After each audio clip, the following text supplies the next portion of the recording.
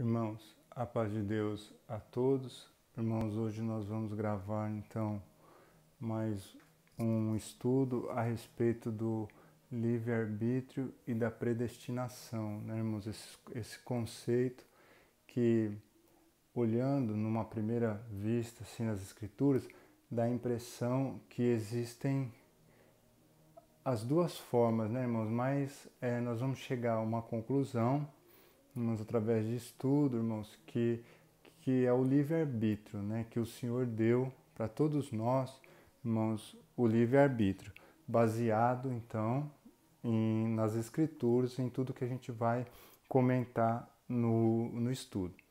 Então, irmãos, a predestinação, como está escrito aqui, predestinação é o ato ou efeito de predestinar, determinação antecipada do destino de algo a alguém, já se determinar antecipadamente, né? Essa doutrina, irmãos, ela foi bem falada, né, divulgada por Calvino. O calvinismo é a teologia proposta por João Calvino, na cidade de Genebra, no século XVI. Essa teoria foi chamada de teologia reformada. Atualmente, o termo também se refere às doutrinas e práticas das igrejas reformadas. Elas adotam, né, irmãos, a predestinação, o calvinismo, né? Irmãos, e aí em contrapartida temos o livre-arbítrio, né? Possibilidade de decidir, escolher em função da própria vontade, isenta de qualquer condicionamento, motivo ou causa determinante. Irmãos, de uma maneira geral, nós escolhemos, né?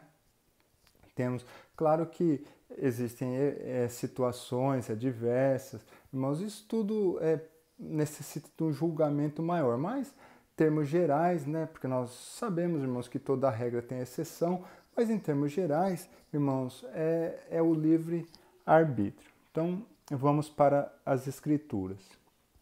Irmãos, vamos começar então, queridos, aqui em Ezequiel 28, a profecia contra o rei de Tiro. Nós já vamos ler as duas partes e fazer um comentário só. Então lá, Ezequiel 28, uma passagem bastante conhecida, está escrito assim, né, irmãos? E veio a mim a palavra do Senhor, dizendo: Filho do homem, dize ao príncipe de Tiro, assim diz o Senhor Jeová, visto que se eleva o teu coração e diz, eu sou Deus, e sobre a cadeira de Deus me assento no meio dos mares, sendo tu homem e não Deus, e estimas o teu coração como se for o coração de Deus. Aí a lamentação sobre o rei de Tiro, vamos ler essa parte também, a gente já faz o comentário só. Aí está escrito lá em Ezequiel 28:14, tu eras querubim ungido para proteger, e te estabeleci no monte santo de Deus estavas, no meio das pedras afogueadas andavas. Perfeito eras nos teus caminhos, desde o dia em que foste criado, até que se achou iniquidade em ti.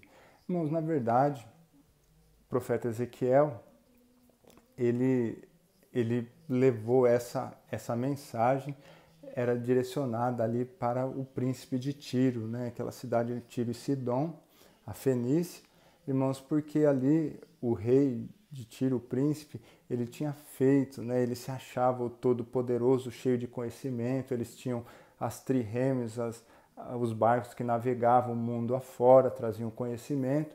Então ele fez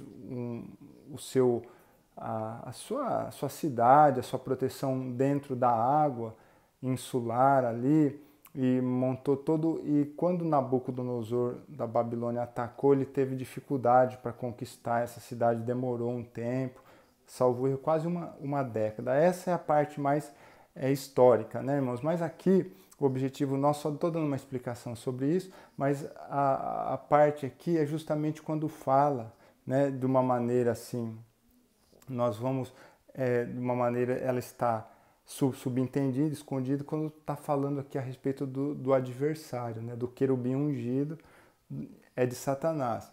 Então, Satanás, ele queria ser Deus, né, ele foi criado, e ele foi criado perfeito, né? O Senhor fez tudo de bom para ele, irmãos. E aí, de repente, ele estava lá no céu, irmãos, e ele surgiu no seu coração essa vontade né, irmãos, de tirar Deus do trono, ele se assentar, passar o governo para ele. E o Senhor, irmãos, certamente o Deus que nós servimos, o Deus Todo-Poderoso, Onisciente, Onipresente, Onipotente, assistia tudo e ficou olhando, né? Irmãos, até que ele conseguiu lá levantar no céu 1/3 dos anjos, como está escrito lá em Apocalipse 12, né? A sua cauda levou 1/3 das estrelas e, irmãos, e convencê-los a fazer esse levante. Eles e 1/3 dos anjos do céu foram expulsos do céu. E então, irmãos, por essa parte aqui, até os anjos, irmãos, eles foram criados, irmãos, com livre-arbítrio, né? Porque eles não viviam bem lá no céu, tudo ajustadinho, o Senhor comandando, mas surgiu Satanás, se levantou, fez essa política lá, e aí então, irmãos, eles tentaram roubar o reino, se apoderar do reino, e aí Miguel, né, irmãos, eles foram, a terça parte foi expulso de lá. E, irmãos, alguém pode perguntar assim, mas Deus não poderia ter destruído o adversário quando ele começou a intentar essas coisas? Poderia. Por que que Deus não fez?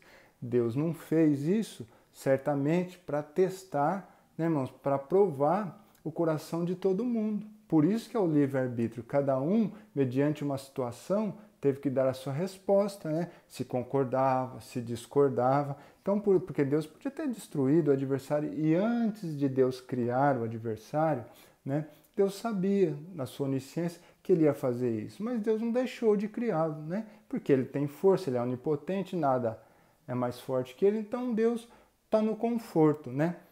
Pode tudo, sabe tudo e trabalha. Irmãos, então, por esse fato aqui, é uma argumentação, né, irmãos, que vai a favor do livre-arbítrio. Ficou o livre-arbítrio. Se Deus tivesse destruído o adversário, os anjos poderiam pensar assim, olha, se eu não servir esse Deus aí, ele é muito forte, né, e enérgico, nós estamos perdidos também.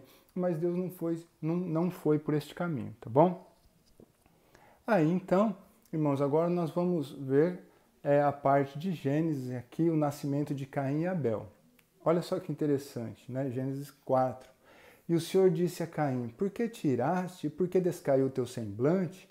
Se bem fizeres, não haverá aceitação para ti, e se não fizeres bem, o pecado jaz à porta, e para ti será o teu desejo, e sobre ele dominarás. Então, irmãos, Abel e Caim, irmãos, Abel, ele era criador de ovelhas, Caim era produtor da terra, né, agricultor, irmãos, e eles estavam oferecendo, né,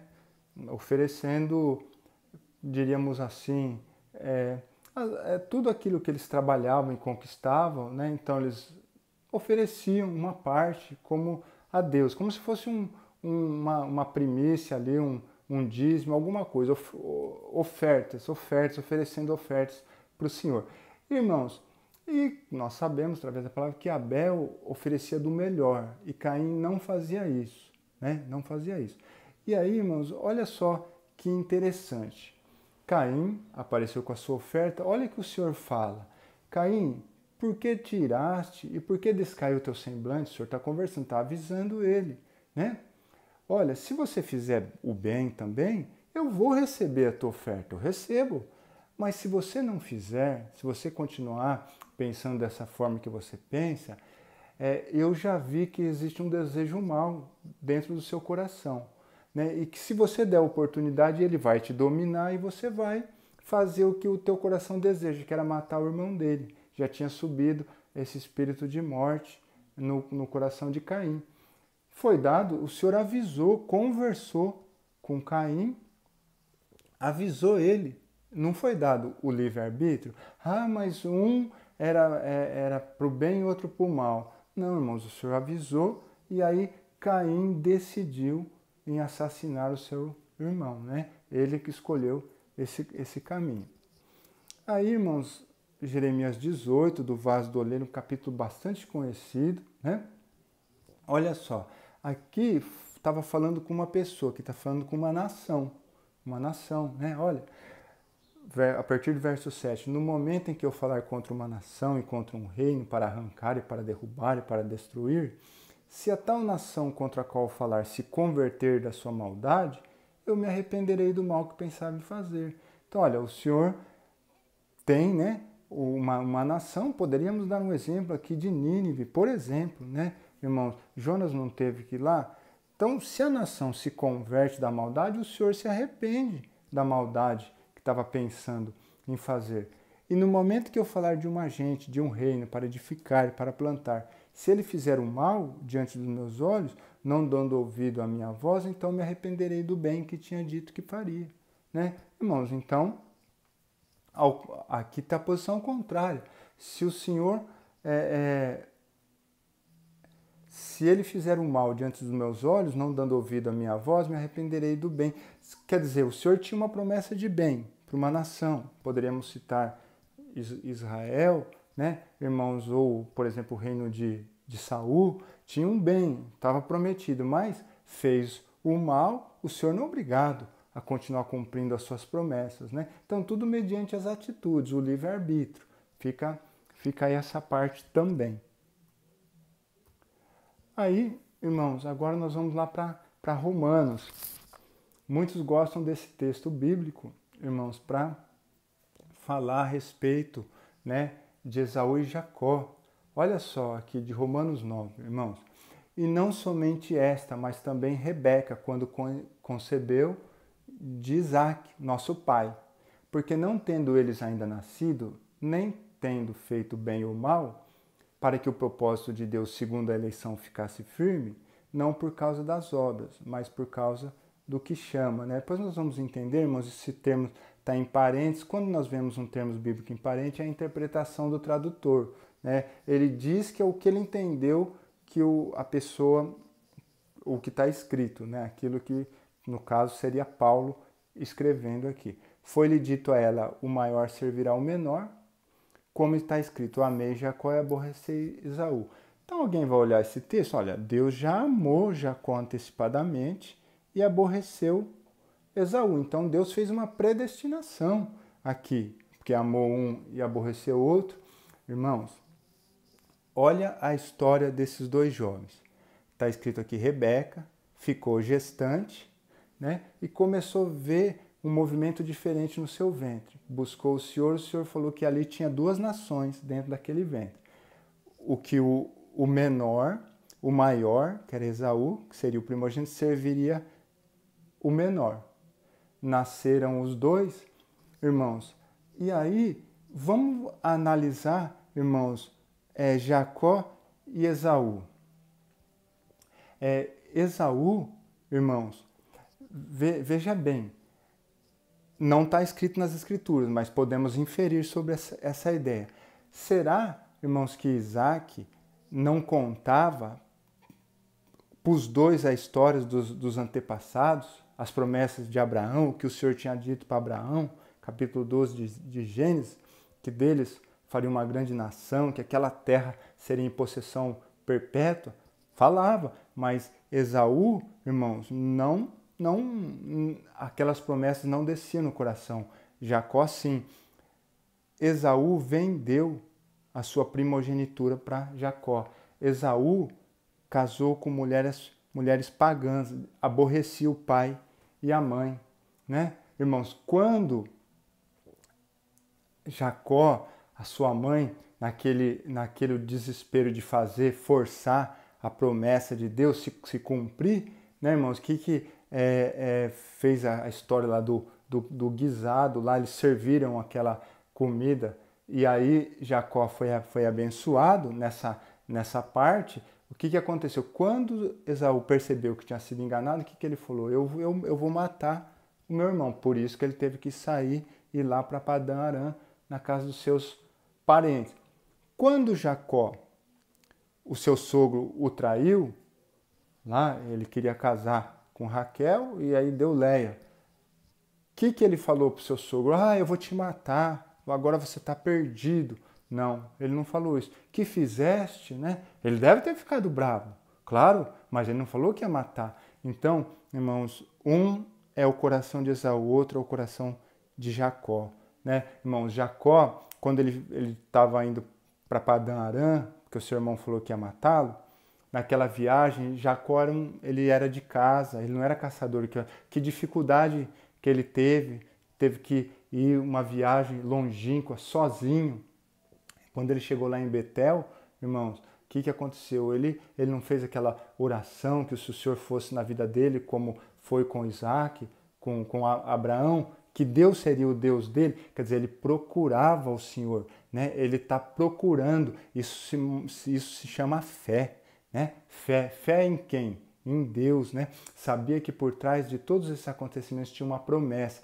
Então, irmãos, aqueles que olham as promessas de Deus, né, têm fé. Então, aqui diz aqui que não foi por obras, porque Esaú tinha esse comportamento, mas Jacó traiu também, né? Homem por homem, os dois têm falhas, temos, né? Todos nós temos, os dois tinham falhas, mas Jacó não, irmãos, o coração dele é diferente, né?